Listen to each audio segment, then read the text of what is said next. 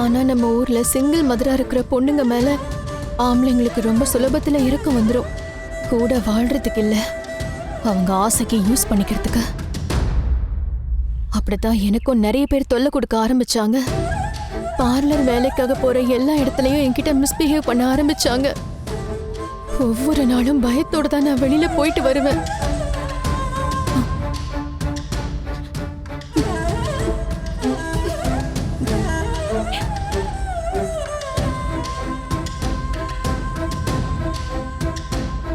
ஒரு உண்மை எனக்கு தெரிஞ்சது.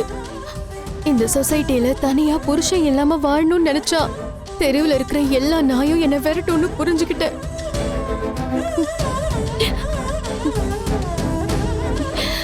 என்னை பத்தி புரிஞ்சுக்கிட்டேன். என்ன முழுசா நேசிக்கிற ஒருத்தரை கல்யாணம் பண்ணிக்கிட்டு நானும் நல்ல வாழ்க்கைய வாழணும்னு நினைச்சேன்.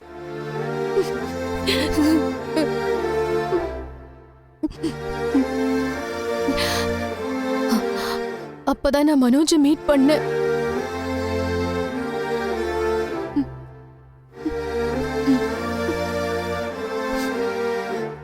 நான் லவ் பண்ண ஆள் மனோஜ் தான்.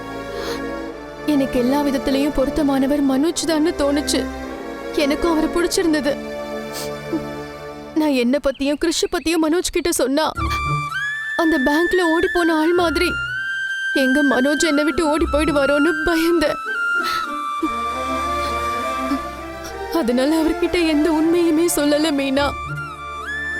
அத்தை கிட்ட ஆண்டி கிட்ட சொல்லிருந்தா அவங்க என்ன ஏத்துட்டு இருந்திருப்பாங்கன்னு நினைக்கிறீங்களா மீனா? கண்டிப்பா மனோஜ்க்கு என்ன கல்யாணமே பண்ணி வச்சிருக்க மாட்டாங்க.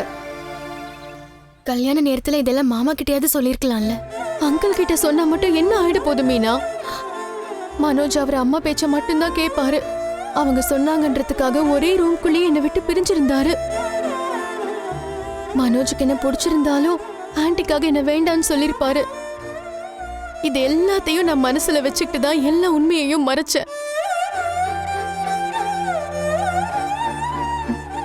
இப்ப மனோஜ் இல்லாம வாழ முடியாதுங்கிற இடத்துல தான் நான் இருக்கேன். எனக்கு பிடிச்ச வாழ்க்கைய காப்பாத்திக்குதான் நான் இந்த பொய் எல்லாத்தையுமே சொன்னேன். நான் செஞ்ச இதே தப்ப ஒரு ஆம்பளை பண்ணிருந்தா இந்த சமுதாயம் ஒத்துக்கும். யாருமே எந்த கேள்வியும் கேட்டிருக்க மாட்டாங்க. இங்க செய்யற தப்புல கூட ஆண் பெண்ணுன்னு பாகுபாடு இருக்கு. அவங்க செய்யற தப்பு வெளியே வராத வரைக்கும் இங்க எல்லாருமே நல்லவங்களா தான் தெரிவாங்க. எப்பவுமே நான் சொன்ன பொய்ய நான் நியாயப்படுத்தல. ஆனா நான் சொன்ன பொய்க்கு ஒரு நியாயம் இருக்குன்னு தான் சொல்றேன். வாழ்க்கைன்னா என்னன்னே தெரியாத வயசுல எனக்கு கல்யாணம் பண்ணி வச்சது யார் தப்பு? அந்த வாழ்க்கையில ஒரு மிருகத்துக்கிட்ட நான் டார்ச்சர் அனுபவிச்சதுக்கு யார் பொறுப்பு? எனக்கு பிடிக்காத வாழ்க்கையை எல்லாருமே என் தலையில கட்டினப்ப நான் அமைதியா இருந்தேன்.